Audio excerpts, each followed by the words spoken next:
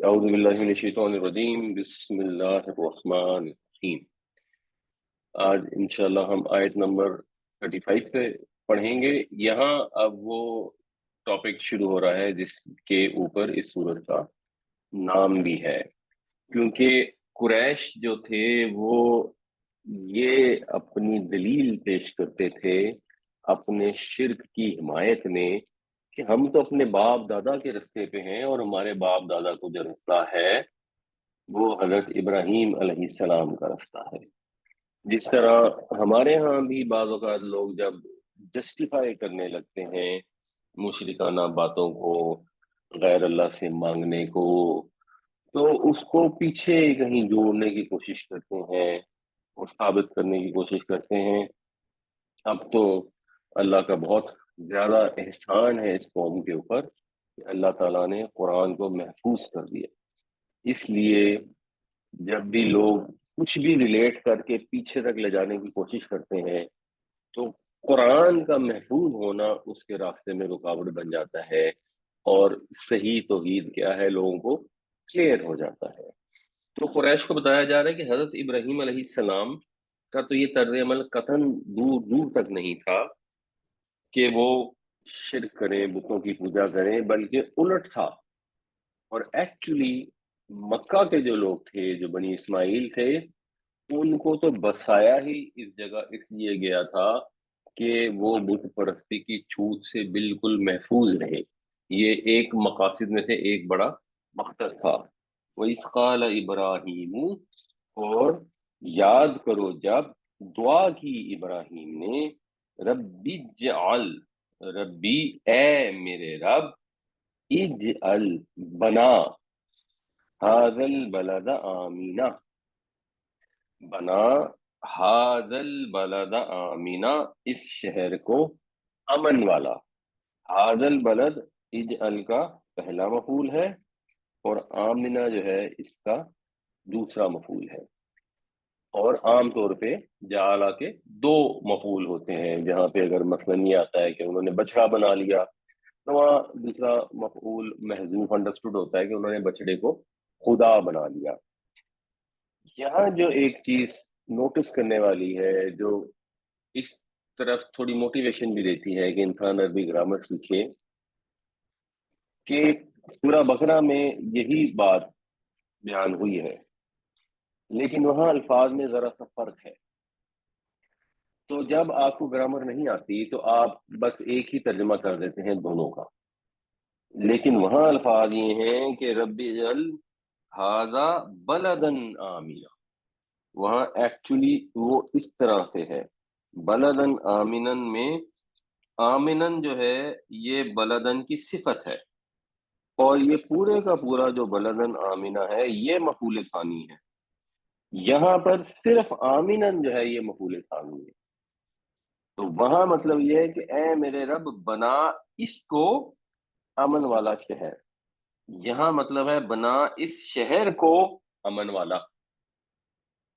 مطلب کیا ہے کہ جب پہلی دعا مانگی گئی تھی اس وقت حضرت ابراہیم علیہ السلام جب اسماعیل کے پاس آئے، اس وقت حضرت اسماعیل علیہ السلام بالکل چھوٹے سے تھے، اور وہاں کوئی آبادی نہیں تھی، وہ شہر نہیں بنا ہوا تھا۔ حضرت ابراہیم نے دعا کی کہ یا اللہ اس جگہ کو، آدھا اس کو بنا دے امن والا شہر۔ اور یہ جو دعا یہاں بیان ہو رہی ہے اب یہ بعد کی دعا ہے، لیٹر آن جو پیریڈ آیا اس کی یہ دعا ہے کہ حضرت ابراہیم علیہ السلام جب تشریف لائے تو اب وہاں ایک چھوٹا سا شہر بن چکا تھا، اور وہ جو چھوٹا سا شہر بن گیا تھا اس کے لیے دعا کی کہ اس کو امن والا بنا دے۔ وجنوبنی، اجتناب کا لفظ جیسے ہم اردو میں استعمال کرتے ہیں تو یہ جیم نون اور بے، جناب یجنبو کا مطلب ہوتا ہے کسی چیز کو دور کرنا۔ ویسے اس کا مطلب جنبون کا مطلب پہلو ہوتا ہے، تو کسی کے پہلو پر مارنا، مار کے ہٹانا، دور کرنا، اس معنی میں استعمال ہوتا ہے۔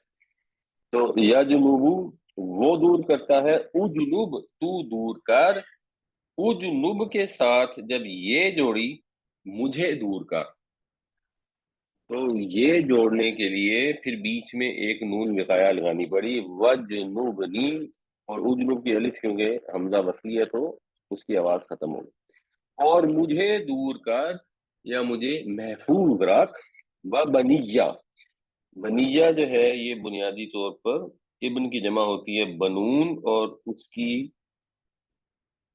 جو نسب کی فارم ہے اور جر کی بھی وہی فارم ہے وہ ہوتی ہے بنین۔ بنین کے ساتھ جب یہ جوڑیں گے یعنی میرے بیٹے، تو پھر یہ جو نون ہے یہ ختم ہو جاتی ہے مرکب اضافی کی فارم میں جب لی جاتی ہے، تو پھر یہ بے نون اور دو یہ آگے، یہ بن گیا بنی یا، اور میرے بیٹے کو بھی محفوظ رکھ۔ میرے بیٹوں کو محفوظ رکھ سے مراد ہے میری اولاد کو۔ عام طور پر جب بیٹوں کا ذکر کیا جائے، امیڈیٹ اولاد کا ذکر کیا جائے، تو اس میں آگے کی اولاد بھی شامل ہوتی ہے، یہ بھی ایک سٹائل ہے، اور اگلی جو آیتیں آئیں گی ان میں ذریت کا لفظ بھی آئے گا۔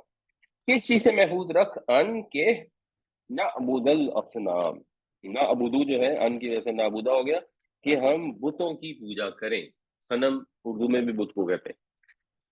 تو یہ دعا مانگی حضرت ابراہیم علیہ السلام نے جب وہ اپنے بیٹے کو، بڑے بیٹے کو، جو اللہ تعالیٰ نے بائبل کے مطابق، کیونکہ ہمارے پاس ایگزیکٹ ایج قرآن شریف میں تو نہیں ہے، قرآن سے اتنا پتہ لگتا ہے انشاءاللہ اگلی آیتوں میں آئے گا کہ بہت بڑھاپے میں عطا ہوئے تھے، اور حضرت اسماعیل علیہ السلام کی بائبل کے مطابق عمر تقریباً جب حضرت ابراہیم علیہ السلام 99 سال کے تھے تب جا کے ملے۔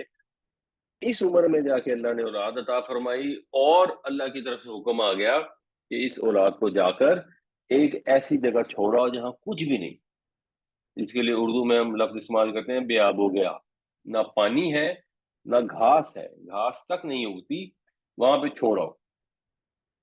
تو وہاں چھوڑ آئے، اور جو چھوڑا تو کیا دعا کی، یا یہ تو خیر بعد کے وقت کی دعا ہے، تو دعا کیا کرتے ہیں کہ اس کو بتوں کی عبادت سے، بتوں کی بندگی سے، پوجا سے محفوظ رکھ، دور رکھ۔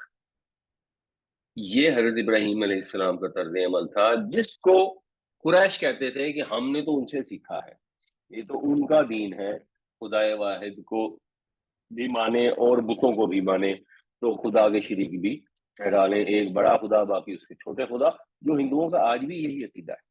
وہ بھی کہتے ہیں پرمیشور جو ہے وہ بڑا خدا ہے، باقی سارے جو ہے نا اس نے دیوتا بنائے ہوئے ہیں، وہ دیوتا وہاں پہ اوپر بھی ہیں اور وہ نیچے بھی آ جاتے ہیں انسان کا روپ دھار کر، تو اوتار بن جاتے ہیں، سارا اس قسم کا کنفیوزنگ کا ریلیجن ہے۔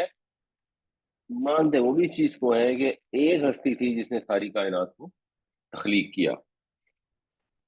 تو یہ جو بتوں کی پوجا ہے یہ اتنی بری چیز ہے، یا بنیادی طور پر جو شرک ہے وہ اتنا متعدی ہے، ایسی چھوت کی بیماری ہے کہ وہ کسی نہ کسی انداز میں انسان کو انفلوئنس کر سکتا ہے۔ اور اس لیے قرآن شریف میں توحید کے اوپر اتنا زیادہ زور ہے، اور اس لیے بھی زور ہے کہ اللہ تعالیٰ کو سخت ناپسند ہے کہ اس کے ساتھ کسی کو شریک ٹھہرایا جائے۔ ایک عام آدمی کو یہ چیز پسند نہیں آتی۔ اگر ایک آدمی ہے وہ کسی فیکٹری کا مالک ہے، اس کے پاس ایک سرٹن اتھارٹی ہے، اور آگے اس کی سبارڈینیٹ ہے، اور کوئی کہہ دے کہ جی یہ مجھے تنخواہ دینے کا جو فیصلہ ہے میں، جو مالک ہے وہ تو نہیں کرے گا، اور یہ فلانا کلرک کر دے گا، تو مالک آگ ببولا ہو جائے گا۔ اس کے پاس کیا اتھارٹی ہے؟ اگر میں نے دینی اتھارٹی تو اس وقت کہاں سے آ گئی؟ خود سے کیسے وہ کلرک اتھارٹی لے سکتا ہے، یا کوئی شخص خود سے کیسے کسی کلرک کو یہ اتھارٹی دے سکتا ہے کہ وہ اس کو مثلا دگنی تنخواہ دے دے؟ تو اللہ تعالیٰ جو کائنات کا پروردگار ہے، اور جس نے کسی کو کوئی اتھارٹی دی ہی نہیں،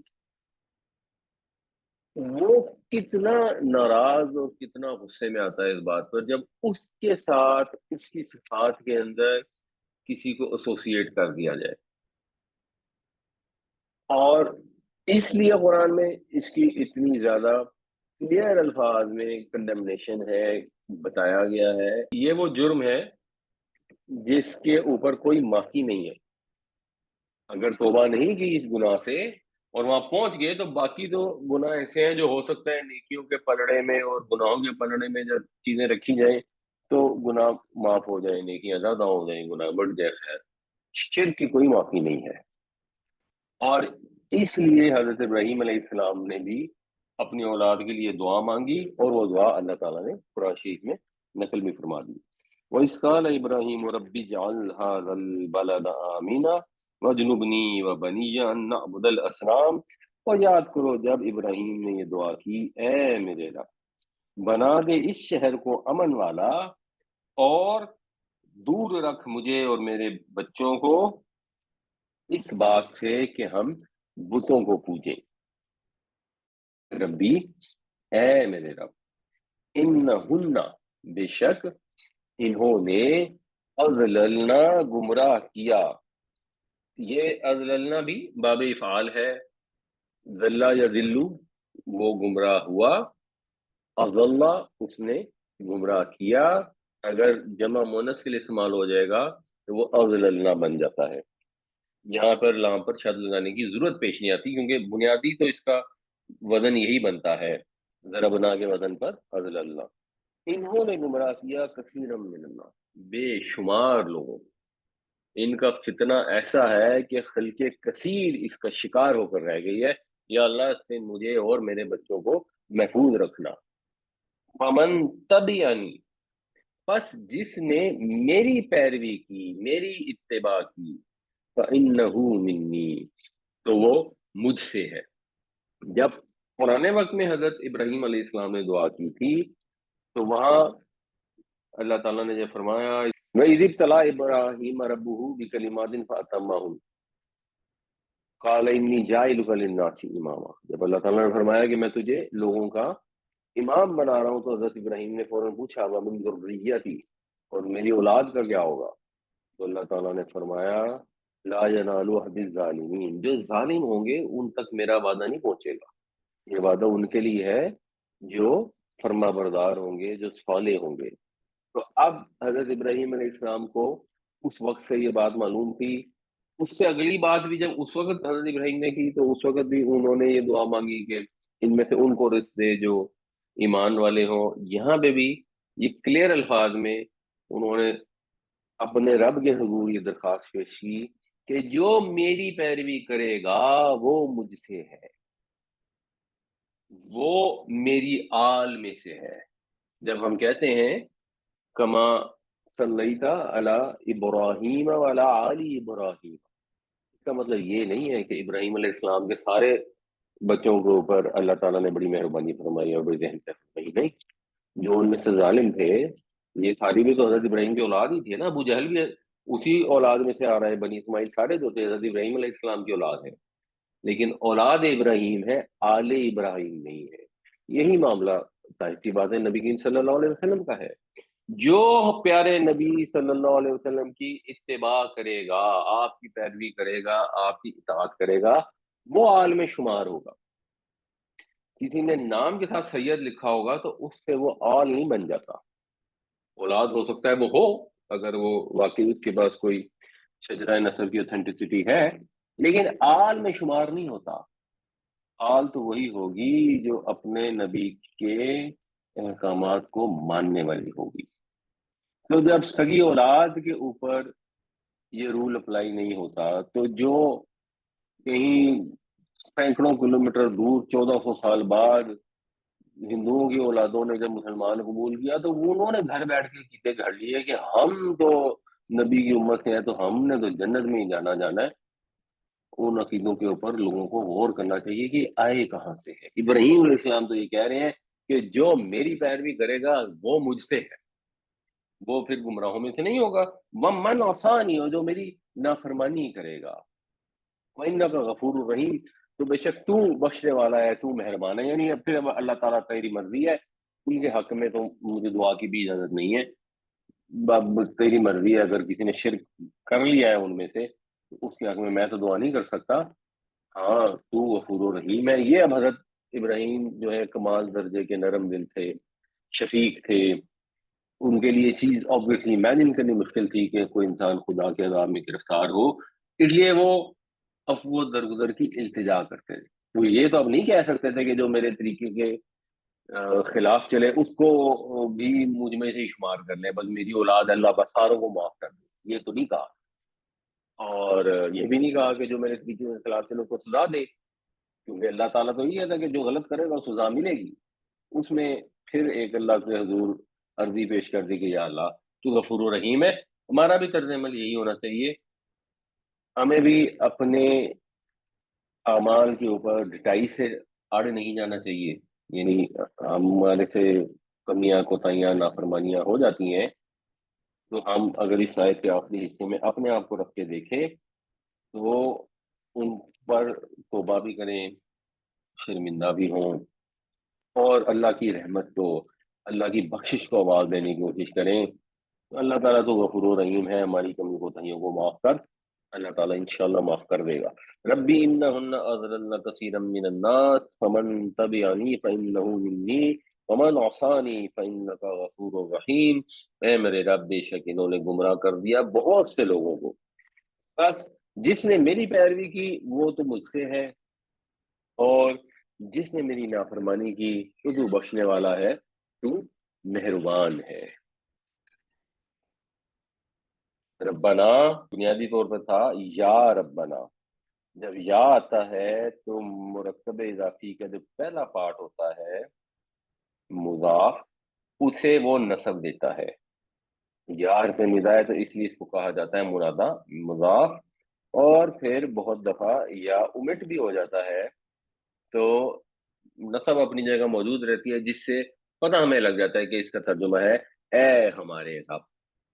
یہ بالکل اسی طرح ہے جب ہم اردو میں کسی سے کہتے ہیں کہ او سن، او بیٹے، اے بیٹے، تو ہم کہتے ہیں اے بیٹے بات سنو، تو یا ہم صرف یہ بھی کہہ دیتے ہیں بیٹے بات سنو، یا کوئی ملازم ہے تو کہتے ہیں لڑکے بات سنو، تو لڑکے کا مطلب ہوتا ہے اے لڑکے، یہ انڈرسٹوڈ ہوتا ہے۔ اس طرح ربا نام مطلب انڈرسٹوڈ ہے، اے ہمارے رب، انی بے شک میں، اسکن تو، سکانہ کا مطلب ہوتا ہے اس نے سکونت اختیار کی، تو اسکنا باب فعال ہو گیا، اس نے کسی کو سکونت دی، کسی کو آباد کیا۔ بے شک میں نے بسایا، اسکنا اس نے بسایا، اسکن تو میں نے بسایا، من ذریتی اپنی اولاد میں سے، کیونکہ بعد میں حضرت اسحاق علیہ السلام بھی پیدا ہوئے تھے تو وہ بہرحال اس جگہ نہیں ہے ان کو بسایا، یا اسماعیل علیہ السلام اور ان کی اولاد کو بسایا، تو یہ حضرت ابراہیم علیہ السلام اللہ کے حضور عرض پیش کر رہے ہیں کہ میں نے اپنی اولاد میں سے کچھ کو بتایا بھی وادن، اس وادی میں، ایک وادی میں، کون سی وادی؟ غیر ذی زرعن، ذی زر جو ہوگا، ذی زرعن ایسے ہے جیسے ذوالجلال ہوتا ہے، ذوالجلال جلال والا، ذو زرع زراعت والا، کھیتی والا، جہاں کھیتی باڑی ہو، غیر ذی زر جہاں کھیتی باڑی نہ ہو، جو بے آب و گیا زمین ہے۔ آب تو پھر آ گیا، اللہ تعالیٰ نے زمزم کا پانی عطا فرما دیا، اور گھاس پھوس پودے پیداوار وہاں پھر بھی نہیں تھی، خاص طور پہ جو مکہ والی جگہ تھی اس میں اس وقت بھی کوئی کھیتی باڑی نہیں تھی، آج بھی ہزاروں سال گزرنے کے بعد بھی کوئی کھیتی باڑی نہیں ہے۔ باقی تفصیل سب کو معلوم ہے کہ حضرت ابراہیم علیہ السلام جب انہیں چھوڑ کر چلے گئے تو پھر حضرت اسماعیل چھوٹے تھے، پھر وہ ایڑیاں رگڑ رہے تھے، ان کی والدہ جو ہے وہ صفا اور مروہ کے درمیان دوڑ رہی تھیں، جس کو اللہ تعالیٰ نے پھر حج کے اعمال میں اور عمرے کے اعمال میں شامل کر کے، اس کے مناسک میں شامل کر کے ہمیشہ کے لیے محفوظ کر دیا۔ تو پورا واقعہ سب کو معلوم بھی ہے، حدیث کتابوں میں بھی آتا ہے، اور دعا تو حضرت ابراہیم علیہ السلام فرما رہے ہیں کہ بڑی حضرت ابراہیم علیہ السلام نے قربانی بھی دی کہ اپنے بچوں کو چھوڑ آئے، اللہ نے آزمائش کی، جو سورہ بقرہ میں آیا تھا اذ ابتلیٰ ابراہیم ربہ، کہ جب اللہ نے آزمائش کی اس کے رب نے، ابراہیم کے رب نے اس کی، تو وہ اس سے پورے اترے۔ تو یہ بھی بڑی آزمائش تھی کہ 99 سال کی عمر میں اولاد عطا ہوئی اور آپ اس کو ایک بیاب ہو گیا چٹیل میدان میں جا کے چھوڑ آئے، اور اس سے بڑھ کر آزمائش حضرت حاجرہ کی تھی کہ وہ اکیلی خاتون وہاں پہ اپنے معصوم بچے کے ساتھ ہیں، اور جو حضرت حاجرہ نے وہاں صبر کا، استقامت کا، صبر استقامت اور ہمت کا مظاہرہ کیا کہ بچہ تڑپ رہا ہے، گرمی ہے، پانی نہیں ہے، تو اب یہ نہیں ہے کہ بس وہ بیٹھی رو رہی ہے، نہیں، بھاگ کے دوڑ کے ایک پہاڑی پہ جا کے چڑھی کہ کہیں دور کو نظر آ جائے پانی، پھر دوڑی دوڑی آئی دوسری پہ چڑھی، کہیں دور پانی نظر آ جائے۔ یہ جو حضرت حضرہ کے صبر کی داستان ہے، یہ ایکچولی قرآن میں بھی اس طرح محفوظ ہے کہ سورہ بقرہ میں جب ذکر آتا ہے اس کا، تو وہاں پہ آتا ہی یہ ہے کہ میرے خیال میں آتا ہے ان اللہ مع الصابرین، اور اس کے بعد یہ بات آتی ہے ان الصفا والمروہ من شعائر اللہ، پہلے صبر کرنے والوں کا ذکر آتا ہے، پورا ایک وہ بات بیان ہوتی ہے، اور اس کے بعد صبر کے بعد یہ بات شروع ہوتی ہے کہ بے شک صفا اور مروہ جو ہے وہ اللہ کے شاعر میں سے ہیں، کیونکہ حضرت حاجرہ علیہ السلام نے جو صبر کا مظاہرہ کیا، اور صبر کا مطلب ہوتا ہے حوصلہ، ثابت قدمی، جس ثابت قدمی کا مظاہرہ کیا وہ ایک مثال ہے قیامت تک کے لیے، اور اسی لیے اللہ تعالیٰ نے خیر اس کو پھر مناسب کے حج اور عمرہ میں بھی شامل کر دیا۔ یعنی میں نے ان کو بسا دیا اپنی اولاد میں سے کچھ کو ایک ایسی وادی میں جس میں کوئی کھیتی نہیں ہوتی، اندہ بیتک المحرم، اندہ بیتک تیرے گھر کے پاس، محرم جو ہے یہ ش رے اور میم سے جو باب تفعیل ہوگا اس کا مفعول ہے، حرام ٹھہرایا گیا۔ حرام ٹھہرانے کا مطلب ہے کسی چیز کو اس کی عظمت کی وجہ سے، اس کے ادب کی وجہ سے، یا اس کے نقصان دہ ہونے کی وجہ سے اس سے روکا جائے، اس کی بے ادبی کرنے سے روکا جائے، اس کے استعمال کرنے سے روکا جائے۔ تو وہ حرام جانور بھی حرام ہوتے ہیں، وہ ان کے نقصان کی وجہ سے ان کو منع کیا جاتا ہے۔ مسجد حرام بھی حرام ہے، اس کی عظمت کی وجہ سے، اس کی بے ادبی سے روکا گیا ہے، اور اس شہر کو بھی حرام ٹھہرایا گیا ہے۔ اور مکہ میں مثال کے طور پر اجازت نہیں ہے، اگر کوئی فرض کرے کہیں پودے پودے ہوں بھی کوئی، تو ان کو بھی توڑنے کی اجازت نہیں ہے، کسی جانور کو نقصان پہنچانے کی اجازت نہیں ہے۔ یہ اجازت بھی نہیں ہے کہ مثال کے طور پر کوئی جانور ہے تو آپ اس کو ہکا کے حرم کے منہ سے باہر لے جائیں اور پھر وہاں جا کے اس کی ذبح کر لیں۔ تو بہت سارے اس کے حرمتیں ہیں اس گھر کی۔ تو اس گھر کے پاس میں نے بسایا، بنا اے ہمارے رب، کیوں بتایا؟ علی یقیم الصلاۃ، تاکہ وہ نماز قائم کریں۔ یہ جو نماز قائم کرنا ہے یہ بنیاد ہے، اور مسلمانوں کے لیے بھی یہی بنیاد ہے۔ جو شخص نماز قائم نہیں کرتا وہ اسلام سے خارج ہے، اور مردوں کے نماز قائم کرنے کے اندر اقامت صلاۃ کے اندر یہ چیز شامل ہے کہ وہ مسجد میں نماز پڑھے اور لوگوں کو بھی نماز کے لیے بلائے۔ تو نماز کے لیے بلانا، اکٹھے ہونا، دوسروں کو اکٹھا کرنا، یہ سب اس کے اندر شامل ہے۔ اس مقصد کے لیے اللہ میں نے ان کو یہاں بسایا۔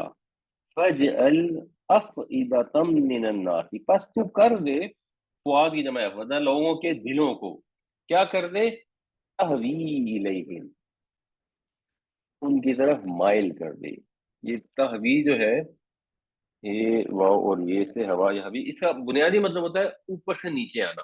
یہاں محبت کا لفظ استعمال ہو سکتا تھا، لیکن اس لفظ میں زیادہ زور ہے کہ لوگ بے اختیار ان کی طرف مائل ہو جائیں۔ اور یہ چیز آج بھی ہے، جو لوگ جاتے ہیں ایک دفعہ دو دفعہ حج عمرہ کر آتے ہیں، پھر ان کا دل بار بار چاہتا ہے وہاں جانے کے لیے، کیونکہ وہاں پہنچتے ہی مکہ کی سرزمین جو ہے اس کی طرف لوگوں کے دل جو ہے وہ بس مائل ہی ہو جاتے ہیں۔ وہ سارا کاروبار، گھر بار، بچے چھوڑ کر گئے ہوتے ہیں، اور وہاں سے واپس آنے کو دل نہیں چاہتا۔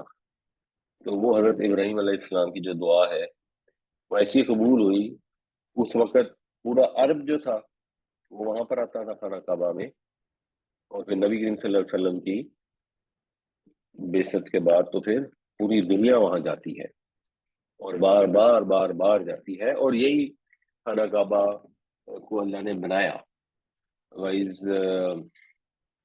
جَعَلْنَا الْبَيْتَ مَثَابَةً لِلنَّاسِ، اللہ تعالیٰ نے فرمایا کہ ہم نے اس گھر کو بنایا मसाबतन लिन्नास, बार बार पलट कर आने की जगह को, ताकि लोग बार बार पलट के आए। ये भी बार बार हमारे यहाँ लोगों को जरा कंफ्यूजन होती है कि अच्छा जी, एक दफा हज कर लिया था, अब दूसरी दफा हज नहीं करना चाहिए, वो गरीबों की मदद कर देनी चाहिए। इस कॉन्सेप्ट को, लोगों की टेंशन अच्छी होती है लेकिन कॉन्सेप्ट ना बड़े कंफ्यूज कर देते हैं चीजों को। हकीकत बात यह है कि वो लोग जो बार बार हज करते हैं, उनके अंदर ये टेंडेंसी ज्यादा होती है कि वो गरीबों की मदद करें। और जो हज पे नहीं जाते हैं, उसकी बजाय हर साल बच्चों के साथ कहीं अमेरिका में, इंग्लैंड सैर तफरीह के लिए चले जाते हैं, उनके अंदर जरा टेंडेंसी कम होती है। और अगर ये वाला कॉन्सेप्ट लिया जाए कि जी एक दफा हज के बाद दूसरा हज नहीं करना चाहिए, गरीबों की मदद करनी चाहिए, तो उम्रा तो होना ही नहीं चाहिए फिर, क्योंकि उम्रा तो फर्ज है ही नहीं। तो फिर वो कौन सी चीज है जिसका कुरान शरीफ में बार बार जिक्र है कि हज को पूरा करो और उम्रे को पूरा करो, और जो हज पे जाए और जो उम्रे पे जाए तो वो ये काम करे। लॉजिकली इंसान कई दफा चीजें सोचता है, और लॉजिकली सोचनी भी चाहिए, अच्छी बात है। लेकिन उसके साथ ये भी देखना चाहिए कि दीन ने क्या बताया। At the end of the day, तो जो रिस्क है वो अल्लाह की जात है देने वाली, और जो दिलों के अंदर तौफीक है वो भी अल्लाह की जात है डालने वाली। तो दूसरी लॉजिक ये है कि जब आप वहां जाते हैं तो आपके दिल नरम होते हैं, और एक्चुअली आप वाकई में जेन्युइनली लोगों के लिए खर्च करते हैं। और जब आप लोगों के लिए खर्च करते हैं तो अल्लाह और देता है। जब और देता है तो बस ठीक है, फिर दोबारा हज पे चले जाए, उम्रे पे चले जाए, जिसको इस्तात हो और जिसको सेहत इजाजत देती हो। तो लोगों के दिल मायल हो जाए इनकी तरफ। वरजुकहुम मिनस समराती, और इनको रिस्क अता फरमा, समरात का, फलों का, पैदावार का। ऐसी जगह पर हजरत इब्राहिम अलैहिस्सलाम दुआ मांग रहे हैं जहां पर कुछ नहीं उगता, कोई पौधे नहीं उगते, कोई फल नहीं है, कोई खेती बाड़ी नहीं है। बुनियादी वैसे अगर मतलब किया जाए, ये बेआब हो गया तो मैं वैसे ही फारसी का मुहावरा इस्तेमाल कर रहा हूँ। बुनियादी जिक्र ये है कि खेती बाड़ी नहीं है वहाँ। हजूर के जमाने में कुछ घास उगती थी, जब इसके हराम होने का जिक्र हुआ तो नबी सल्लल्लाहु अलैहि वसल्लम से लोगों ने अर्ज की कि वो एक अजकर घास होती है, वो थोड़ी बहुत उगती थी जिसको लोग खुशबू के लिए जलाते थे, तो इसको हराम हुर्मत से निकाल दे, तो हजूर ने उसको हुर्मत से निकाल दिया। खेती बाड़ियां कहीं नहीं होती थी, कोई पैदावार नहीं होती थी, कोई समराद नहीं होते थे। वहां के लिए हजरत इब्राहिम अलैहिस्सलाम ने दुआ की कि इन मेरी औलाद जो है इसको तू रिस्क देना इससे। मतलब वो जानवरों का रिस्क भी मांग सकते थे, या शायद कुछ और भी मांगने की कोशिश कर सकते थे, तो उन्होंने समरात का रिस्क मांगा। और पूरी दुनिया के जो फल है, जो भी पैदावारें हैं, वो अब वहां पहुंचती हैं और वहां मिलती हैं, और कहीं मिले ना मिले। लअल्लहुम यशकुरून, ताकि वो शुक्रगुजार बने। अल्लाह उनको नेमतें अता फरमा, उन पर मुश्किलें ना आए, ताकि वो शुक्रगुजार बने, तेरा शुक्र अदा करें। ये जिस्ट है इस दुआ की भी, और दीन की भी, और इंसान की डायरेक्शन की भी, कि इंसान हर हर लम्हा अपने रब का शुक्रगुजार हो। उसने अगर कुछ कमियां भी की हैं, कुछ तंगदस्ती भी दी है, तो जितनी नेमतें अता की हैं, उन नेमतों का शुक्रगुजार हो, शिकवे शिकायत करने वाला ना हो। दुआ जरूर मांगे, जो चाहिए अल्लाह से मांगे, ड्यूटी का तस्मा भी मांगे, दुनिया की हर बड़ी से बड़ी चीज भी मांगनी है तो मांग लें, लेकिन शुक्र का दामन जो है वो हाथ से ना जाने दें। नबी करीम सल्लल्लाहु अलैहि वसल्लम ने जो दुआएं सिखाई, अक्सर के अंदर अल्हम्दुलिल्लाह का लफ्ज आता है। जब भी हम कोई नेमत इस्तेमाल करते हैं, तो वह उठते हैं तो अल्हम्दुलिल्लाह है, कुछ खाते हैं पीते हैं तो अल्हम्दुलिल्लाह है। रब्बना इन्नी अस्कनतु मिन ज़ुर्रिय्यती बिवादिन गैरि ज़ी ज़रअइन इंद बैतिकल मुहर्रम रब्बना लियुकीमुस सलाता फजअल अफ़िदतम मिनन नासि तहवी इलैहिम वरज़ुक़हुम मिनस समराति लअल्लहुम यशकुरून।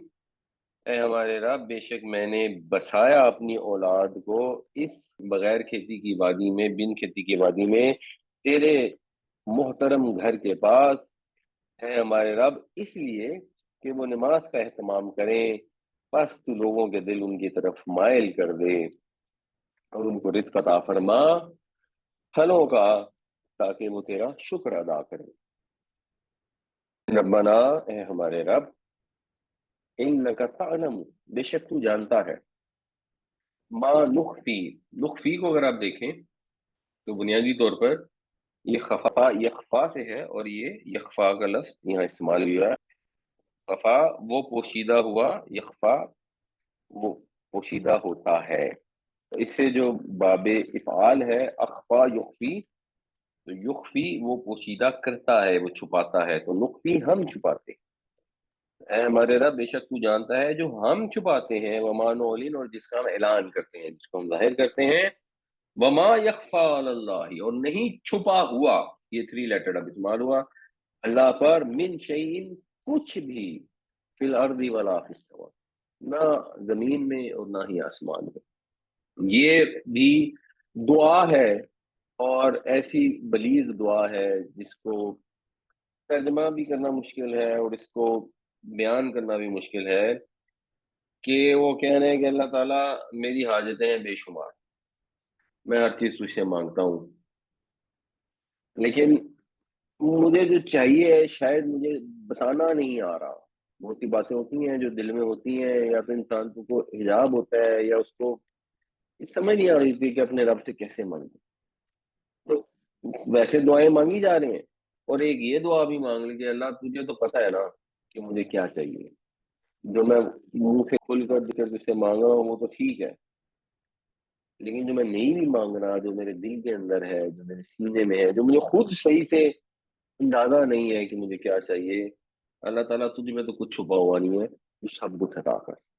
ربنا انك تعلم ما نخفي وما نعلن وما يخفى على الله من شيء في الارض ولا في السماء، اے ہمارے رب بے شک تو جانتا ہے جو ہم پوشیدہ رکھتے ہیں اور جو ہم ظاہر کرتے ہیں، اور نہیں چھپا ہوا اللہ تعالیٰ سے کچھ بھی، نہ زمین میں اور نہ آسمان میں۔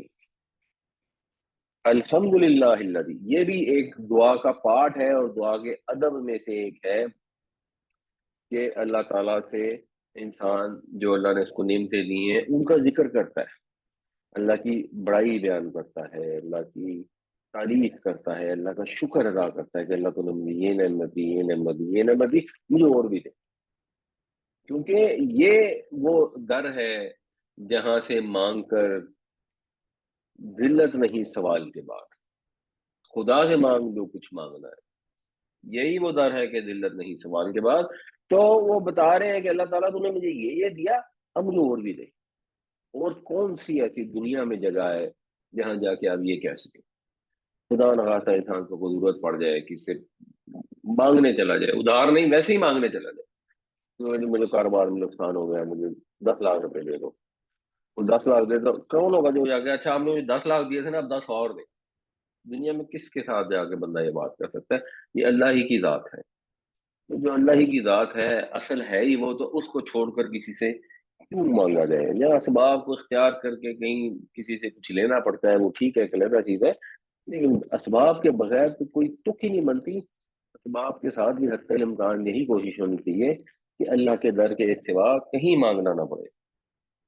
تو شکر ہے اس رب کا، اللہ کا، اللہ دی جس نے، الحمد للہ الذی وہب لی، جس نے مجھے ہبا کیا۔ ہبا اردو میں بھی سوال ہوتا ہے نا، وہبا، یہبو، وہبن اور ہبتن دونوں اس کے مصدر ہوتے ہیں۔ اس کا بنیادی مطلب ہے کسی استحقاق کے بغیر کسی کو کچھ دینا۔ ایک تو ہم کسی کو دیتے ہیں اس کی اجرت ہوتی ہے، کسی نے کام کیا اس کے بدلے میں دیتے ہیں، کسی نے احسان کیا تو اس کے بدلے میں جوابی احسان کرتے ہیں، کسی نے کوئی تحفہ دیا تو آپ بھی اس کو تحفہ دیتے ہیں۔ ایک تحفہ وہ ہوتا ہے جو بس آپ بغیر کسی بدلے کے دیتے ہیں، بس دے دیتے ہیں، تو آپ اس کے لیے عطا کا لفظ استعمال کریں شاید وہ بہتر ہے، جس نے عطا کیے مجھے علل کی باری، بڑھاپے میں۔ جو بائبل سے آئیڈیا ہوتا ہے کہ حضرت اسماعیل علیہ السلام جب پیدا ہوئے تو 99 ایئرس کے تھے، حضرت ابراہیم علیہ السلام، اور جب اسحاق پیدا ہوئے تو 112 سال کے تھے، اور حضرت اسحاق کی جو ولادت ہوئی اس کا بھی قرآن شریف میں ذکر آتا ہے، کیونکہ وہ حضرت سارہ بھی بہت بوڑھی تھی، اور جب فرشتوں نے خوشخبری سنائی تو انہوں نے کہا ہائے کم بختی، میں کہاں سے ماں بنے گی، میں تو بانجھ ہوں اور میرے جو شوہر ہیں یہ تو بہت بوڑھے ہیں۔ اللہ سے انہوں نے بڑھاپے میں اولاد مانگی، اللہ نے اولاد دے دی، اللہ نے سے انہوں نے مانگا کہ اس بالکل چٹیل میدان کے اندر تو پھلوں کی روزی عطا فرما، تو اللہ تعالیٰ نے ہزاروں سال سے وہ روزی عطا فرما رہا ہے۔ اللہ سے جب مانگنا ہوتا ہے نا تو اپنے حالات اپنی کیلکولیشن اپنی امیجنیشن کی بیس پہ نہیں مانگنا چاہیے. اللہ سے مانگنا چاہیے اللہ تعالیٰ کی قدرت کو سامنے رکھتے ہوئے. اللہ تو سب کچھ کر سکتا ہے. بعض اوقات انسان کو بیماری ہو جاتی ہے, کچھ ہو جاتا ہے, تو اللہ سے دعا مانگنی چاہیے اللہ تعالیٰ صحت دے. اور کوئی پتہ نہیں ہوتا اللہ صحت دے بھی دیتا ہے بعض اوقات, اس کی مرضی ہوتی ہے نہیں بھی دیتا. انسان کو کاروبار تباہ ہو جاتا ہے, نوکری نہیں مل رہی ہوتی, بالکل ہی وہ کوئی امید کی کرن نہیں ہوتی. اللہ سے مانگے اور اللہ کی قدرت کو سامنے رکھتے ہوئے مانگے, جو مرضی مانگے. میں لفظ میں پڑھتا تھا تو ہمارے پاس ایک دفعہ ایک صاحب آئے, انہوں نے اپنا واقعہ بتایا. انہوں نے کہا جب میں چھوٹا تھا تو میں عام طور پہ, ہمارے پاس بالکل پیسے نہیں تھے, ہم بہت غریب تھے, تو ایک دفعہ کہتا میں ٹانگے میں بیٹھا جا رہا تھا, تو میں نے اللہ سے دعا کی, یا اللہ تعالیٰ مجھے پاکستان کا سب سے پیسہ دار آدمی بنا. اور پھر وہ ہمارے لمحے میں جب آیا تو ایکچولی وہ اس وقت پاکستان کا سب سے بڑا سرمایہ دار تھا. وہ روپالی گروپ کے اس وقت ہوتے تھے ہیڈ, بدر الدین فراز تھا. تو انسان کو جو بھی دعا مانگنی مانگنے, اور سب سے پیسہ دار آدمی بننے کی دعا ہم شاید سمجھے کہ اتنی ڈیزائر بنی ہے, لیکن بہرحال اللہ سے مانگنے میں کوئی دعا بری نہیں ہے. اللہ سے جو مرضی مانگے. ہاں یہ ذہن میں رکھنا چاہیے جب اللہ سے نعمتیں مانگتے ہیں تو وہ ہم ساتھ آزمائش بھی مانگ رہے ہوتے ہیں, تو اس کے ساتھ شکر گزاری بھی ہونی چاہیے, اور ان نعمتوں کے اندر یہ احتیاط ہونی چاہیے کہ فضول خرچی نہیں ہونی چاہیے, اور اپنے پاس اس کو کنجوسی کر کے سمیٹا ہوا بھی نہیں ہونا چاہیے. جب اللہ تعالیٰ نعمتیں عطا فرمائے تو اس سے اپنی ضروریات بھی پوری کریں, اور اس سے اللہ کی مخلوق کی ضروریات بھی پوری کریں. لوگوں نے پوچھا, اللہ نے قرآن میں بتایا, یسألونک ماذا ينفقون, یہ پوچھتے ہیں آپ سے کہ وہ کیا خرچ کریں. قل العفو, کہہ دیجئے جو ضرورت سے زیادہ ہے خرچ کر دو. تو اللہ سے نعمتیں بھی مانگیں, دل کھول کے مانگ لیں, لیکن پھر یہ والی چیز کا دھیان رکھیں کہ جو مانگا ہے اور اللہ نے عطا کیا ہے تو اس کو دل کھول کر اپنی ضرورت کے مطابق ضرور رکھیں. یہ نہیں کہ خود فقیر ہو کے لوگوں سے مانگنا شروع کر دیں, اپنی ضرورت کے مطابق امیڈیٹ اور کچھ تھوڑی بہت فیوچر کی ضرورت کے مطابق بھی بچائیں, مگر لوگوں پر خرچ کریں, اللہ کی راہ میں خرچ کریں. تو اتنی بڑی نعمت دی اسماعیل اور اسحاق کے بڑھاپے میں اسماعیل اور اسحاق عطا فرما دیے. ان ربی لسمیع الدعا, بے شک میرا رب دعاؤں کو قبول کرنے والا ہے. سمیع کا ویسے تو مطلب ہوتا ہے سننے والا, لیکن ہم اردو میں ہی محاورہ استعمال کرتے ہیں کہ اس کی تو سنی گئی, اس کی سنی گئی مطلب اس کی دعا قبول ہو گئی. تو دعاؤں کا سننے والا ہے مطلب یہ ہے کہ دعا کو قبول کرنے والا ہے, یہ انڈرسٹوڈ ہے. اب یہ اللہ تعالیٰ نے جو نعمتیں عطا فرمائی اس کا شکر ادا کیا جا رہا ہے, یہ دعا کے ادب میں سے ایک ادب ہے. الحمدللہ الذی وہب لی علی الکبر اسماعیل و اسحاق ان ربی لسمیع الدعا. شکر ہے اس اللہ کے لیے جس نے عطا کیے مجھے بڑھاپے میں اسماعیل اور اسحاق, بے شک میرا رب دعاؤں کو قبول فرمانے والا ہے. رب اجعلنی مقیم الصلاۃ. اب دعا مانگی جو جا رہی ہے اس میں جو سب سے امپورٹنٹ پارٹ ہے وہ آ رہا ہے, اے میرے رب مجھے نماز قائم کرنے والا بنا, ومن ذریتی, اور میری اولاد. ہم سب کو بھی یہ دعا مانگنی چاہیے. ویسے ہم مانگتے ہیں نماز کے اندر, لیکن وہ تو رٹی رٹائی پڑھ دیتے ہیں. ہمارے یہاں بڑے صغیر میں عام طور پہ یہی دعا پڑھی جاتی ہے, لیکن وہ رٹی روٹی پڑھ رہے ہوتے ہیں, اس میں کوئی جذبات نہیں ہوتے, کوئی فیلنگ نہیں ہوتی, بلکہ پتہ بھی نہیں ہوتا کیا کہہ رہے. تو صحیح معنوں میں دعا کرنی چاہیے. ہمارے یہاں دعائیں پڑھی جاتی ہیں, پڑھا تو منتر جاتا ہے, دعا تو کی جاتی ہے فیلنگ کے ساتھ. اے میرے رب مجھے نماز قائم کرنے والا, اے میرے رب میری اولاد کو بنا. یہ دعا مانگے تو اپنی اولاد کا تصور کرے, اللہ سے جینوئن خلوص دل سے وہ دعا مانگے کہ انہیں نمازی بنا. ہمارے یہاں تو لوگوں سے پوچھیں کہ بچے نماز نہیں پڑھتے, کہتے ہیں اور جی بس بچے بڑے ہو گئے جیسے ان کی مرضی. ادھر دیکھیں اللہ کے پیغمبر ہے, شروع بھی یہی سے بات کی کہ اللہ میں نے اپنی اولاد کو یہاں پہ اس بغیر کھیتی کی زمین میں لا کے بسا دیا, یا اللہ تاکہ وہ نماز قائم کرے. پھر دعا کر رہے ہیں, یا اللہ میری اولاد کو نماز قائم کرنے والا بنا, مجھے بھی نماز قائم کرنے والا بنا. اتنے جلیل القدر پیغمبر ہے کہ ہم ہر نماز میں ان کا ذکر کرتے ہیں, اپنے نبی پاک صلی اللہ علیہ وسلم کے لیے رحمت کی دعا کرتے ہیں, تو مثال دیتے ہیں اللہ جیسے حضرت ابراہیم کے اوپر رحمت فرمائی ایسے ہمارے نبی پاک پہ بھی رحمت فرما. وہ پیغمبر اللہ سے دعا کرتے ہیں تو کہتے ہیں اللہ مجھے نماز پہ قائم رکھ, اور میری اولاد کو بھی، ربنا وتقبل دعا، اور اے ہمارے رب دعا کو قبول فرما۔ اچھا، اگر غور کریں تو جو پچھلی آئی تھی اس میں تھا ان ربی لسمیع الدعائی، لسمیع الدعائی جو ہے وہ تو تھا دعا، اور الدعا تھا، الدعا جب آتا ہے تو مرکب اضافی کے اوپر الف لام تو آ نہیں سکتا۔ یہاں پہ دعا ای تھا، دعا ای یعنی یوں تھا، لیکن دونوں کا جو فلو ہے وہ برقرار ہوا، تو یہاں پہ یہ جو ہے یہ محذوف ہوگی اور زیر سے اس کی ریپرزنٹیشن ہوگی۔ ادروائز اگر یہ دعا ای نہ ہوتا تو پھر دعا ان ہوتا، پھر نہ پیچھے سے جڑتا، اور اگر یہ لمبی کر دی جاتی تو پھر بھی نہ جڑتا۔ تو یہ قرآن شریف میں خوبصورتی ہے، یہ صرف میں آپ کو صرف پوائنٹ آؤٹ کرتا ہوں، وہ لوگ جن کو عربی شاعری کی سینس تھی، وہ لوگ تو اصل میں مکے والے لوگ تھے اس زمانے کے، اسی لیے تو وہ چند آیتیں سنتے تھے اور سن کے مسلمان ہو جاتے تھے کہ یہ کلام انسان بنا ہی نہیں سکتا۔ اور یہی اللہ تعالیٰ نے فارسی میں چیلنج بھی دیا کہ اگر تم میں یہ شک ہے اس کلام میں اللہ کی طرف سے ہونے میں جو ہم نے اپنے بندے پر نازل کیا ہے، تو پھر بنا لو اس کی جیسی کوئی صورت، ایک صورت ہی بنا لو اور بلا لو جس کو بھی بلانا ہے، وَدُعُوا شُهَدَاءَكُم مِّن دُونِ اللَّهِ، سارے اپنے شریکوں کو، گواہوں کو، مددگاروں کو بلا لو۔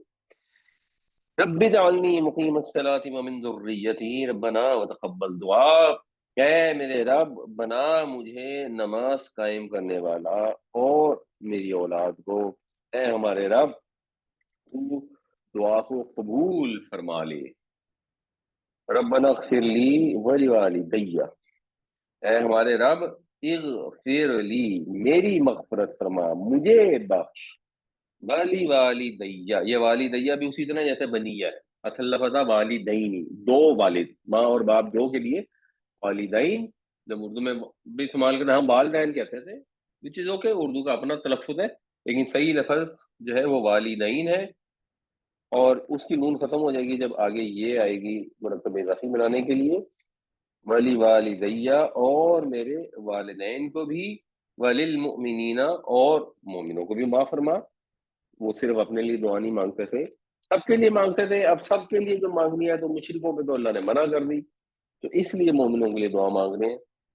یوم یقوم الحساب، اس دن جب حساب قائم ہوگا، تو اس دن ہم سب کو معاف کر دینا، یہ اللہ تعالیٰ سے دعا مانگ رہے ہیں۔ اس دعا میں ایک سوال پیدا ہو سکتا ہے کہ اللہ نے تو منع کیا تھا کہ اب اپنے باپ کے لیے آپ نے دعا نہیں کرنی، تو وہ قرآن شریف میں ہی اللہ نے بتا دیا، ہم پیچھے پڑھ رہے ہیں کہ جو حضرت ابراہیم علیہ السلام کی دعائے مغفرت تھی وہ اس وعدے کی وجہ سے تھی جو انہوں نے اس سے کیا تھا۔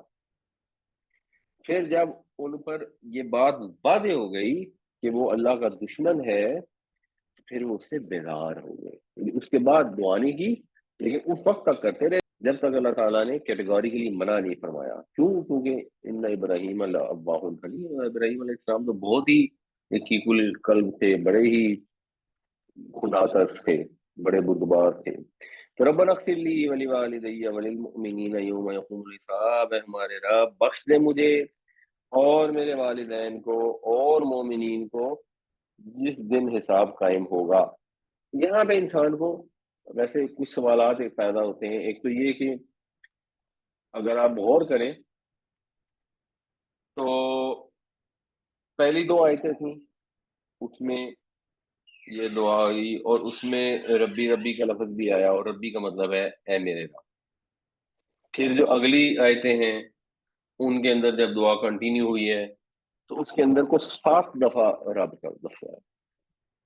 ایک تو یہ چیز ہے کہ کہیں ربی آیا ہے کہیں ربنا آیا ہے، یہ جو دو الفاظ استعمال ہوئے ہیں بنیادی طور پر بات یہ ہو رہی ہے کہ جب انسان بار بار بار بار استعمال کرتا ہے رب کا ربنا کا لفظ، تو یہ تکرار نہیں ہے بلکہ یہ دعا کی آپ سمجھیں کہ لوازم میں سے ہے۔ اس سے دعا کا جو اصل مزاج ہے، جو دعا کرتے وقت جو انسان کا ایٹیٹیوڈ ہونا چاہیے، انسان کا دعا میں ایٹیٹیوڈ اللہ سے التجا کا ہے فریاد کا ہے، گر گرانے کا ہے، جیسے بالکل چھوٹا بچہ ہوتا ہے. ابھی ویسے تبلیغی نات والے اس طرح کی بہت ساری مثالیں دیتے ہیں، اور کئی مثالیں ہوتی ہیں جو نہیں دینی چاہیے. آئی ہوپ کہ یہ ان میں سے نہیں ہے. اللہ تعالیٰ کے متعلق خود سے مثالیں نہیں دینی چاہیے گھڑ گھڑ کے. بٹ چھوٹا بچہ جب ہوتا ہے نا، تو جب وہ ماں سے اس کو کوئی چیز صحیح ہوتی ہے تو بار بار کہتا ہے امی امی امی، بار بار امی امی کرتا ہے. بار بار کیوں کرتا ہے؟ بار بار متوجہ کرتا ہے، اپنی ضرورت کا احساس دلانے کی کوشش کرتا ہے. اس چیز کا اس میں احساس ہوتا ہے کہ مجھے بہت چاہیے. سب بچے کو بھی پتہ نہیں چاہیے بھی ہوتی ہے اتنی ضروری کہ نہیں، اور ہمیں بھی پتہ نہیں اتنی ضروری چاہیے ہوتی ہے یا نہیں چاہیے ہوتی، تو کوئی فرق نہیں پڑتا. اپنے رب سے بار بار مانگیں، اس کو بار بار ربی ربی ربنا ربنا کہہ کے بلائیں، اس کے سامنے یہ عرضی پیش کرے. یہ اپنے اندر فیلنگ پیدا ہوتی ہے کہ یہ واقعی مجھے چاہیے، یہ مجھے ضرورت ہے، یہ میرا رب بھی مجھے دینے والا. جو فریاد کا جو عالم ہے وہ انسان پر طاری ہونا چاہیے. تو جب آپ بار بار اس کی تکرار کرتے ہیں تو ایکچولی اس سے وہ ایٹیٹیوڈ ڈپیکٹ بھی ہوتا ہے، اور انسان کے اندر سے ابھرتا بھی ہے جو اس دعا کے لیے ضروری ہے. اور ربی جب آپ کہتے ہیں تو بنیادی طور پر آپ کہتے ہیں کہ اے میرے رب، اے میرے پروردگار، یعنی تو نے مجھے اتنی نعمتیں دی ہیں. تو جو اللہ نے خاص لطف انسان پر کیا، جیسے ابراہیم علیہ السلام کہتے ہیں کہ بڑھاپے مجھے تو نے اولاد عطا فرما دی، تو اس کا ذکر کر دیا. یہ ربی کا لفظ کہنے کا بنیادی طور پہ فیلنگ یہ ہوتی ہے کہ جو جو مجھے نعمتیں دی ہیں نا اللہ تعالیٰ، میں ان کو یاد کرتا ہوں. تو میرا رب ہے، تو نے مجھے پہلے بھی نعمتیں دی، مجھے اور بھی دے. اور جب ربنا کا اگر ہم کرتے ہیں لفظ استعمال، تو اس میں ایک طرح سے جو اللہ تعالیٰ کا کرم عام ہے، جو ساری مخلوق پہ اللہ تعالیٰ کا بے شمار کرم ہے، جو انسان دیکھتا ہے کہ اللہ نے پوری مخلوق کو بے شمار نعمتیں عطا فرمائی، تو اس کا اوورال ایک طرح سے شکر گزاری کرتا ہے. جو انہوں نے حضرت ابراہیم علیہ السلام نے دعا کی تو کہا کہ ان کو پھلوں سے رزق عطا فرما تاکہ یہ شکر ادا کریں. تو یہ ربی اور ربنا کہنا بھی ایک شکر گزاری کا بھی مظہر ہے، اور التجا کا بھی مظہر ہے کہ دعا کے اندر تضرع پیدا ہو، گڑ گڑاہٹ ہو، التجا ہو. اور یہ چیز کا بھی مظہر ہے کہ تو ہی رب ہے، اس میں توحید بھی ہے. بار بار یہ کہنے میں یہ بھی کلیئر ہے کہ جو بھی نعمتیں ہیں وہ اللہ نے ہی دی ہیں. اور قریش کو بھی اس پہ توجہ کرنی چاہیے تھی، جو ان آیتوں کے بنیادی مخاطب ہیں، کہ انہوں نے ان نعمتوں کا منبع اپنے خیالی معبودوں کو قرار دے دیا. ہمارے یہاں بھی اگر کوئی کسی کا نام رکھ دے پیرا دیتا، تو یہ کیا نام ہے؟ یہ پیروں نے دیا، دے اللہ، اور نام رکھ دیں پیرا دیتا. جب آپ بار بار یا اللہ یا اللہ یا اللہ کہتے ہیں، یا ربی یا ربنا کہتے ہیں، اس میں توحید کا بھی ایمفسس ہے. اس تکرار کے اندر توحید کی بھی تکرار ہے. تو جب بغیر اسباب کے کسی کو پکارنا ہے تو وہ صرف اور صرف اللہ کو پکارنا ہے، اور بار بار بار بار پکارنا ہے، اور اللہ سے مانگنا ہے، بے حساب مانگنا ہے. اللہ سے سب دعائیں مانگنی ہے، دنیا کی چیزیں بھی مانگنی ہے، اور خاص طور سے یہ مانگنا ہے کہ اللہ تعالیٰ نیکیاں کرنے والا ہے بنا، نیکیوں میں جو بنیادی نیکی ہے نماز، اس پہ قائم رکھ، اور اللہ تعالیٰ نیکیوں کی توفیق تو عطا فرما دے. وہاں جا کے پھر تیری رحمت کی ضرورت ہونی ہے، اس کے بغیر تو کوئی بخشا نہیں جائے گا. پھر اللہ مجھے بھی بخش دے، میرے والدین کو بھی بخش دے، سب لوگوں کو بخش دے جو ایمان رکھنے والے ہیں اس دن جب حساب کھڑا ہوگا. وَلَا تَحْسَبَنَّ اللَّهَ، اور مت گمان کرو اللہ کو غافلاً کہ وہ غافل ہے. یہ اب ویسے تو سنگولر کا صیغہ ہے، نبی کریم صلی اللہ علیہ وسلم کو خطاب ہے، لیکن اصل میں حضور کو اطمینان دلایا جا رہا ہے، اور قریش کے اوپر عتاب ہو رہا ہے. مراد یہ ہے کہ اللہ تعالی بے خبر نہیں ہے اما یعمل الظالمون، جو کچھ یہ ظالم کر رہے ہیں اس سے اللہ بے خبر نہیں ہے. مہلت دی ہوتی ہے نا جب اللہ تعالیٰ نے، تو انسان بعض اوقات پریشان بھی ہوتا ہے. نبی صلی اللہ علیہ وسلم تو اللہ کے پیغمبر تھے، رسول تھے، عام مسلمان بھی تو ساتھ تھے، ان کو بھی پریشانی ہوتی ہے، گھبراہٹ ہوتی ہے کہ کیوں نہیں اللہ کی مدد آ رہی. وہ بھی سورہ بقرہ میں آیا تھا کہ ام حسبتم ان تدخلوا الجنۃ ولما یاتکم مثل الذین خلو من قبلکم، تمہارا خیال ہے کہ تم جنت میں داخل ہو جائے گے، تب تک تمہارے پاس وہ بات نہیں آئی ان کے جیسی جیسے پہلے والوں پہ آئی تھی، مستہم البأساء والضراء وزلزلوا، تو وہ تو جھنجھوڑ دیے گئے ایونچولی، یہاں تک کہ رسول اور اس کے ساتھی ایمان والے یہ کیا تھے کہ کب آئے گی اللہ کی مدد۔ وہاں پہ بھی اللہ نے فرمایا الا ان نصر اللہ قریب، بے شک اللہ کی مدد جو ہے وہ قریب ہے۔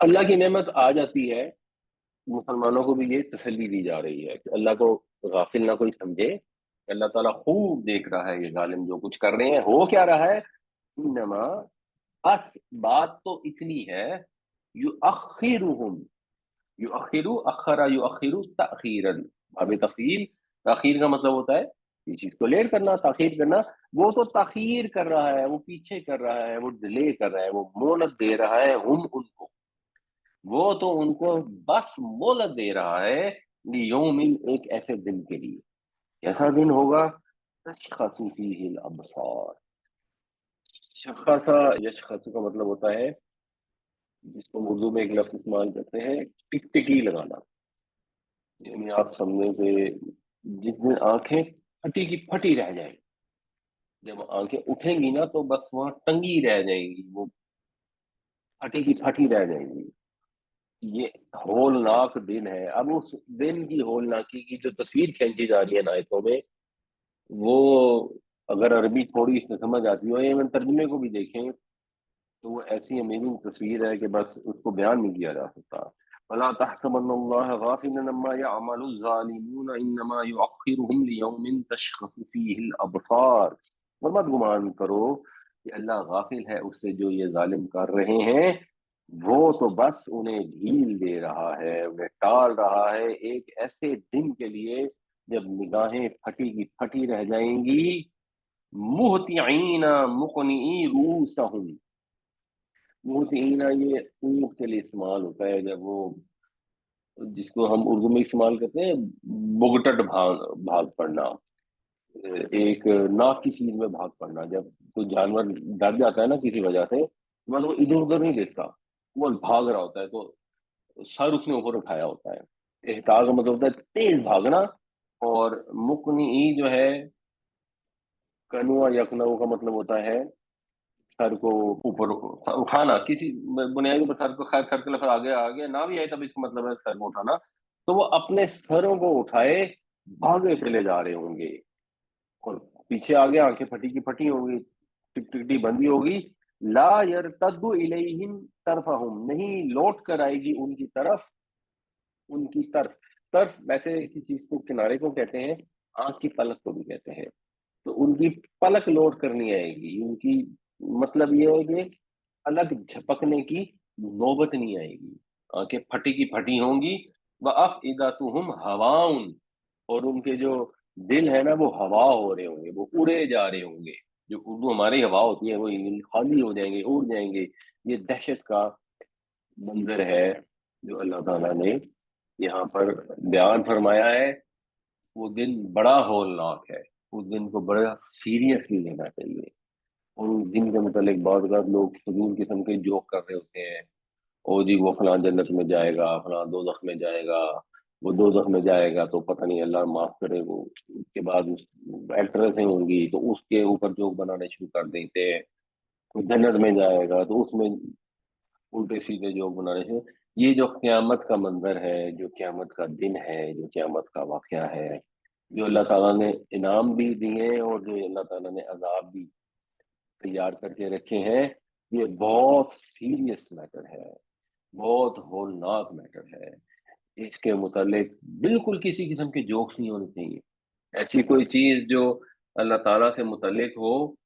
جب حضرت موسیٰ علیہ السلام نے اپنی قوم کو آ کر کہا تھا ان اللہ یأمرکم ان تذبحوا بقرہ، کہ اللہ نے حکم دیا ہے کہ تم گائے ذبح کرو، انہوں نے آگے سے کہا اتتخذونہ ہزوا، تم ہم سے مذاق کر رہے، تو فوراً حضرت موسیٰ علیہ السلام نے کہا اعوذ باللہ ان اکون من الجاہلین، میں اللہ کی پناہ میں آتا ہوں کہ میں ایسی اسٹوپڈ بات کروں، اللہ کا نام لے کر آگے مذاق کرنا، اللہ کی सजा जो उसने इतनी होलनाक तैयार करके रखी है उसका जिक्र केयरलेसली कैजुअल कैलस तरीके से करना और उस पे हंसी मजाक ठट्ठा करना, ये तो जहलों वाली बात है। इससे अल्लाह ताला हमें अपनी पनाह में रखे। लोगों को बहुत सारी ऐसी हमारे यहाँ चीजें होती हैं जिनकी रियलाइजेशन नहीं होती, तवज्जो नहीं होती। कुरान पढ़ें और इन चीजों के ऊपर अपने कॉन्सेप्ट्स को क्लियर करें, और जो दीन के आदाब हैं उनको फॉलो करें, और फिर अल्लाह से मांगे और रहमत मांगे और बख्शिश मांगे। वो दिन बड़ा खतरनाक है, वो तो दिन चिमट कर रह जाने वाला है, बड़ी बुरी जगह है, सात मसीर है। मुहतिईन मुकनिई रुऊसिहिम ला यरतद्दु इलैहिम तरफुहुम फअफइदतुहुम हवा। वो सर उठाए भाग रहे होंगे, नहीं पलट रही होगी उनकी पलक, और उनके दिल उड़े जा रहे होंगे। अच्छा, वो आपका सवाल था उसके मुतालिक कि ये जो गर्दान है आप उसको किसी खास स्ट्रक्चर में देखना चाह रही थी ना? जी सर, जी सर। अच्छा, आप अगर इसको ना आप जरा गौर करें ना, तो ये मैंने जो आपको भेजा था ना फारूक साहब ने, इशू ये है कि ये जो लिंक है ना इसके ऊपर सारे वर्ब मौजूद हैं। उसका फायदा यह है कि किसी को बैठ के जी सर। गिरदान बनाने की जरूरत नहीं है। अब आपको पता है कि जो हमारे वर्ब होते हैं, मिसाल के तौर पर अगर मादी को इसमें देखें तो जी सर। इसके अंदर अगर आप गौर करें तो ये इन्होंने इस तरह मेंशन किया, थोड़ा सा ये हमारे से ना इसका उलट है। स्टाइल स्टाइल उलट जी क्या है कि हमारे यहाँ जो हुआ हुमा हुम है ना वो पहले होता है, उसके जी बाद सर। अंता अंतुम होता है, और उसके बाद अना नहनु होता है। तो उन्होंने जरा उल्टा किया हुआ है, बस आपने इसको देखना है। वरना अगर आप देखें ये लिखा हुआ है माता माता मातू,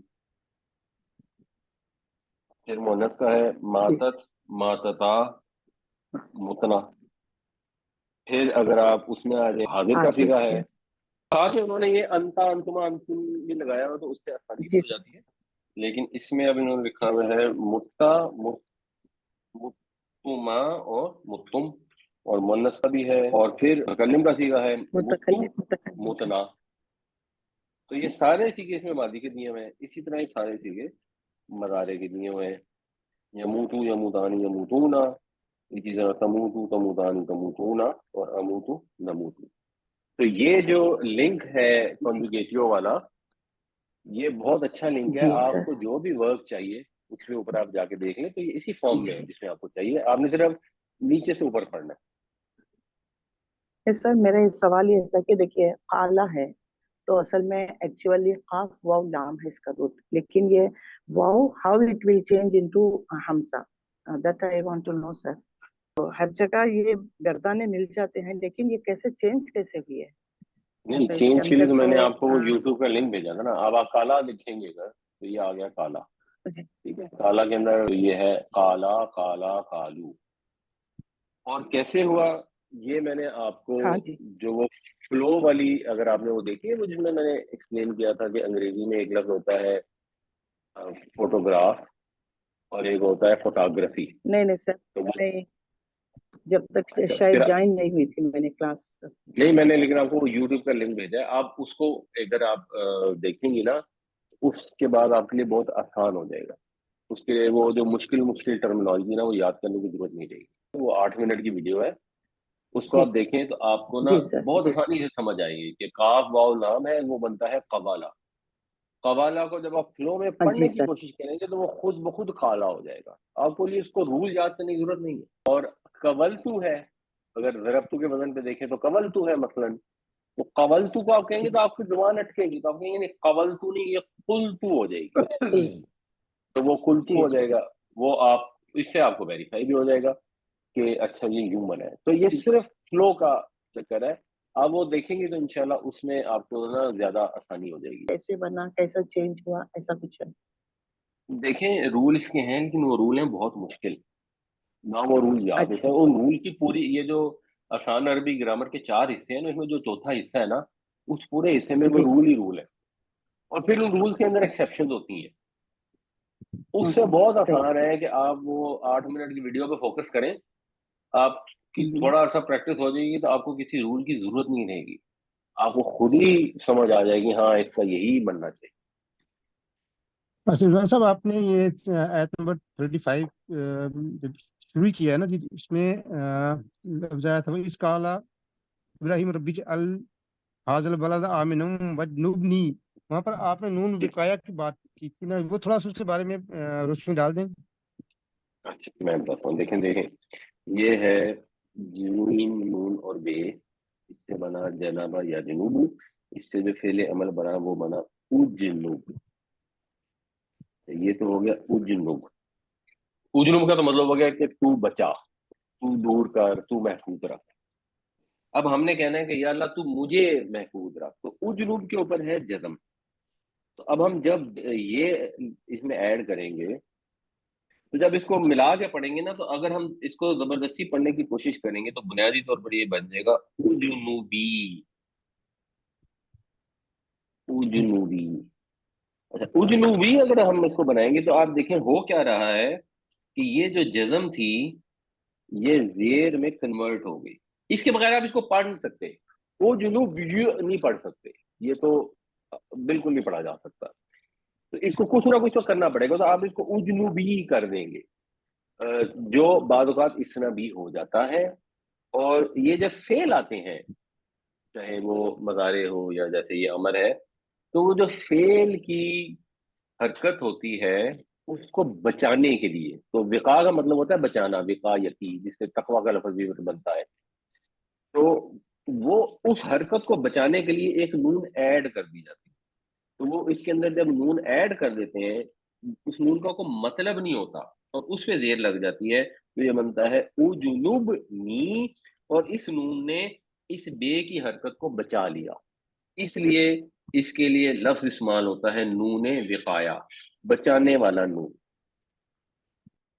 ہم نے باب انفعال ہم کر رہے تھے، آج ہم نے اس کی پریکٹس کرنی ہے۔ ہمیں پتہ ہے کہ یہ باب افعال کے الٹ کام کرتے ہیں، جنرلی متبی کو لازم کر دیتا ہے، اور اس کے جو اوزان ہیں وہ ہیں مثلا انقلب ینقلب انقلاب، ماضی مضارع اور مصدر، اور اس کا فاعل ہوتا ہے منقلب اور فعل امر ہوتا ہے انقلب، اور اس میں عام طور پہ مفعول اور پیسو وائس ایگزسٹ نہیں کرتا، کیونکہ یہ لازم ہی ہوتا ہے، یہ انٹرانزٹیو ہی ہوتا ہے ہر حال میں، تو اس میں مفعول کی سینس نہیں بنتی۔ اب آپ لوگوں نے پہچاننا ہے کہ کہاں باب انفعال استعمال ہوا ہے، مثلا اس آیت میں، یہ پہچان کر بتائیے۔ منفرد، ٹھیک ہے جی منفطر۔ یس، اب بتائیے منفطر میں جو روٹ ہے وہ کیا ہے؟ فطرہ، فے توئے اور رے۔ رے، یہ فے توئے اور رے کا مطلب کیا ہوتا ہے؟ فتارا میں یفتری ہوتا ہے، پھٹ جانا، کھل جانا، نہیں، فتارا کا مطلب ہوتا ہے پھاڑنا، بالکل صحیح، کسی چیز کو پھاڑ کر نکالنا، یہ تو ہو گیا فتارا کا مطلب۔ تو ان فتارا کا مطلب کیا ہوگا؟ یہ انفطار کا اللہ مطلب کیا تعالیٰ ہوگا؟ جیسے اللہ تعالیٰ رات کی تاریکی کو پھاڑ کے دن نکالتا ہے۔ بالکل صحیح ہے۔ وہ ویسے فجر ہوتا ہے لفظ، لیکن فطر کا مطلب یہ ہوتا ہے جس سے فطرت کا لفظ آتا ہے، تو فتارا کا مطلب ہو گیا اس نے پھاڑا، تو ان فتارا کا مطلب کیا ہوگا؟ پھاڑا گیا، پڑا پڑا کیا نہیں، اب یہ الٹ کر رہا ہے نا، پیسو وائس نہیں ہو رہا، یاد رکھیں باب فعال کیا کرتا تھا، دخلا وہ داخل ہوا، اس کو چینج کر کے اس نے کر دیا اس نے داخل کیا، یہاں پہ ہے اس نے پھاڑا، تو اب یہ الٹ چینج ہو کے کیا ہوگا، وہ پھاڑا پھاڑا گیا، ہٹ گیا، پھٹ ہٹ گیا، گیا، یہ ہے پھٹنا۔ پھٹ گیا، اب ہوگا نا یہ لازم، فعل لازم بنے گا، انٹرانزٹیو بنے گا، تو اس کا ماضی کیا ہوگا جی باب انفعال میں؟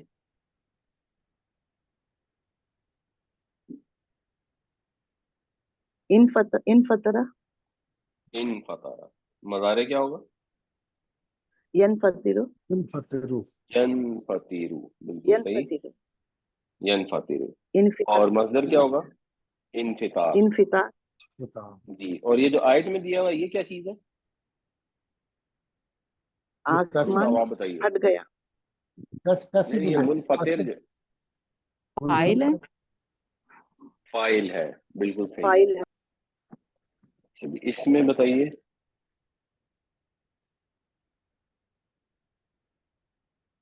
इम्बासा, कोई और पढ़ के बता दे जो एग्जैक्ट लफ्ज लिखा हुआ है वो आयत में क्या है।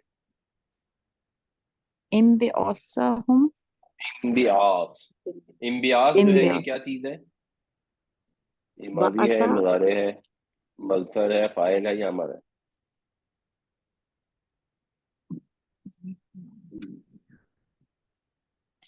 फेल, मस्दर है, मस्दर है, मस्दर है इम्बियास। ये इसका रूट क्या होगा? बासा, बा बा, आइन सा, हम्म, बे आइन से। अच्छा इसका वो मतलब बताइए होता क्या है? बासा का मतलब क्या होता है? मरने मरने के बाद जी उठना, बासा ये नहीं बासा का जी उठना नहीं होता। बासा का मतलब बुनियादी तौर पर होता है मबूस करना, किसी को उठा भेजना, किसी को उठा खड़ा करना, ठीक है ना। बासल्लाहु नबीयीन, अल्लाह ताला ने नबियों को मबूस किया। तो बासा का तो मतलब है किसी को उठा खड़ा करना। इम्बियास का क्या मतलब है? खड़ा उठाकर खड़ा करेगा, ये तो बासा का मतलब है। उठाकर खड़ा जी किया गया। किया गया, किया गया तो पैसिव वॉइस हो जाता है। अभी हम पैसिव इसमें इस वाले बार में तो पैसिव वॉइस होता ही नहीं है ना। पीछे वाले को देखें, पीछे क्या था?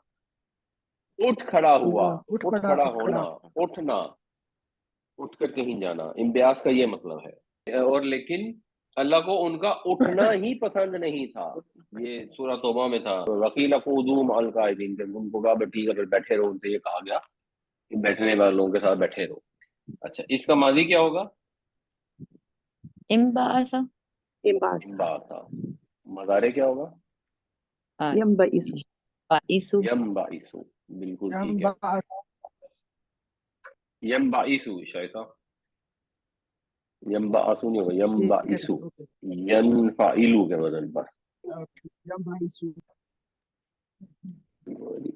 इस वाली में बताइए। इफ्तरिबा, इक्तरबा जो है ये बाबे इंफियाल कैसे होगा? बाबे इंफियाल में लाजमी चीज क्या है जो होनी जरूरी है? नून, नून होनी जरूरी है। वनशक, वनशक्का, वन इन शक्का, शक्का, असल लफ्ज क्या था? अगर हाँ इन शक्का, बिल्कुल सही।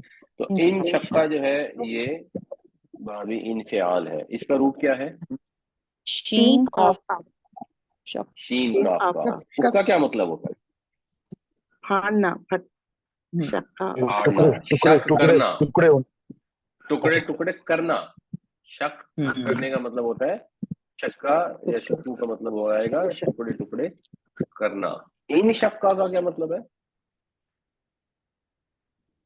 टुकड़े टुकड़े, या टुकड़े टुकड़े हो गया, हो जाना, टुकड़े टुकड़े हो गया, हट गया।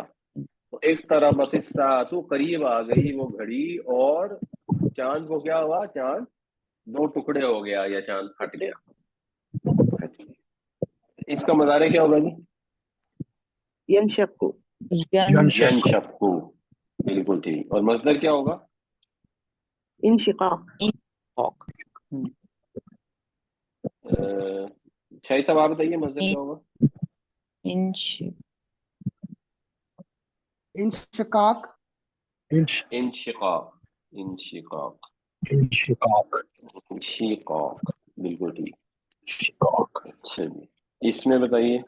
ये अब हम दुआ पढ़ते भी हैं, दुआ पढ़नी भी चाहिए और दुआ करनी भी चाहिए। तो अगर हम ये दुआ करते हैं तो इसमें कहाँ आ रहा है? मुनकलिबुन, इनकलबा। इसका मतलब इसमें रूट क्या है? काफ लाम बा, कॉफ लाम्बे, काफ लाम बा। काफ लाम बा का मतलब होता है किसी चीज को उलट पुलट करना। उलट तो इनकलबा का क्या मतलब होगा?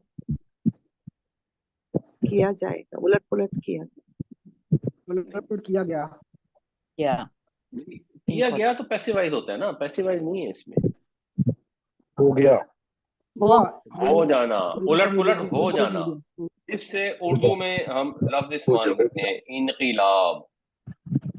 इनकलाब वो होता है जो खुद से किसी चीज का तब्दील हो जाना, एक हालत से दूसरी हालत की तरफ फिरना या पलट जाना। तो मज़ारे इसका क्या बनेगा? खैर ये साइड पे लिखे हुए, इसको छोड़ देते हैं। यनकलिबु, इसमें बताइए।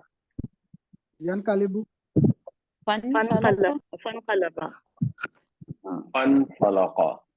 फनफला असल लफ्ज क्या था? फे अगर ना होता तो फल, इनफलका, इनफलका। इन इसका रूट क्या है? फलक फलक फालाम काफ, ऑफ फालाम का।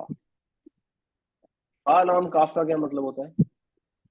फलक यानी सुबह फटना आएगा ना सर होगी, तो फटना फटना फालाम काफ का मतलब फटना नहीं होता। फलक फलक फल, वाजे फलक, उसका मतलब होता है किसी चीज को फाड़ कर उसमें से किसी चीज को जाहिर करना। जैसे रात की तारीकी फाड़ कर सुबह रोशन होती है ना, तो फिर कुल आऊद बिरब्बिल फलक जहाँ आया है। तो फलक का मतलब है उसने किसी चीज को नुमादार किया, तो या किसी चीज को फाड़ा, ये भी फाड़ने के मानों में। तो इन फलका का मतलब क्या है? उसने फाड़ा, वो तो फलका का मतलब है फटा वो फट गया। इस आयत का तर्जुमा क्या बनता है? वही की हमने मूसा की तरफ अनिद्रिब असा का के मारो अपना असा समुंदर पत्थर में, बाहर समझ फन कला का पस वो फट गया, ये फकान पहले कुल्ले बताइए, फिरकिन पत्थर है। कत्तूदी लजीम, बस बाहर बाहर अंदर में समुंदर समंदर, समुंदर सॉरी समंदर, ठीक है। तो फिर वो फट गया। कौन फट गया? समुंदर समंदर फट गया, और वो ऐसे हो गया समुंदर जैसे बड़े बड़े तोदे हो। बस हो गया ऐसे उसका हर फिरका, हर टुकड़ा जो है वो एक कत्तूदी अजीम लजीम पहाड़ की तरह हो गया। तो फन फला का वो फट गया। इसका मुजारे क्या होगा? यन फालिक जन फालिकू। यनफल और फेल अमर क्या होगा? पहले अमर इन फा इन फालिक फलिकपुर इन फालिक, इन फालिकू में जज़म आएगी। मस्दर क्या होगा इसका? चश्मेदा नंबर सर सही कराना है, फिलाक टाइम नहीं मिल रहा। फिलाक, बिल्कुल सही होगा। इसका ग्रामर मुश्किल है। नहीं, अब आप थोड़ी सी अगर इसकी रिवीजन करेंगे ना तो इतनी मुश्किल नहीं है। हाँ ये सारे वजन लिखे रिवीजन का हुए टाइम नहीं ना हम दे। तो आपको रोजाना टाइम मिलता है, रोजाना 5-7 मिनट भी अगर रिवीजन करें। हाँ अगर आप बस वो सोचें, दुनिया में लगे हो ना, बाबे फाल भी ऐसे ही है, वो केमिकल उसमें भी इसी तरह होता है। मुफ़इल होता है, जो बाबे इफ्तियाल था वो भी ऐसे था, उसमें मुफ्ताइल था, इसमें मुनफाइल हो गया। सारे फाइल भी इसी तरह है, सारे मफूल भी इसी तरह है, सारे फेल अमर भी इसी तरह है। इवन माजी मजारे भी तकरीबन मैच ही करते हैं। सिर्फ मजारे में 2 जगह ये पर पेश आ जाती है, 3 जगह जहाँ पर वो माजी 4 हरफों का होता मैंने कई दफा सोचा है कि इसको बोर्ड के ऊपर किया जाए, बोर्ड के ऊपर एक्सरसाइज की जाए तो जरा एक वो विजिबिलिटी जरा अच्छी आती है। मोबाइल पे पता नहीं क्या चक्कर है। हाँ नहीं, आप सर, इसमें बड़े कुछ कंप्यूटर पे ट्राई किया करें, कंप्यूटर स्क्रीन पे। अल्लाह ताला ये हमें वोकेबलरी भी बिल्ड करने की तौफीक दे और ग्रामर भी हिम्मत करके थोड़ी करने की तौफीक दे। अगर हम इस चीज़ को समझें कि उर्दू में हम बहुत सारे अरबी के अल्फाज इस्तेमाल करते हैं तो ग्रामर इतनी मुश्किल है नहीं। जब तक ग्रामर ना आप जाने तो आप कुरान को खुदा के अल्फाज में पढ़ नहीं सकते, समझ नहीं सकते। ठीक है, तफसीर तो फिर भी आपको कंसल्ट करनी ही पड़ती है। तो अल्लाह ताला हमें अपनी किताब को सही मानों में समझने, सही मानों में इसकी तलावत करने की तौफीक अता फरमाए।